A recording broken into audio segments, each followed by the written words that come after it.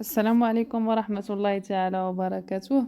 قبل 4 أسابيع نفت الفنانة المغربية ابتسام العروسي على موقع انستغرام كل ما يروج حول خبر طلاقها، وطلبت من الناس احترام الخصوصية ديالها وما يدخلوش في الموضوع.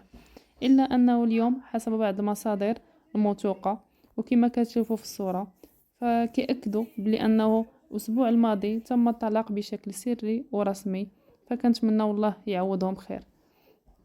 أما فيما يخص الفنان حاتم عمور، فاليوم على أمواج إذاعة هيد راديو كيأكد المومو رسميا الانفصال ديالو مع الزوجة ديالو، وكيأكد أنه حاليا سيليباتير، ولكن الطلاق الرسمي باقي ما تمش، وهذا قرار نهائي، وكيتمنى للرفيقة ديالو كل خير. فأنا كنلاحظوا أن لعنة الطلاق كطارد الفنانين ديالنا في سنة 2023. فمؤخرا تم طلاق الفنانة والنجمة بسمة بوسيل والفنان المصري تامر حسني،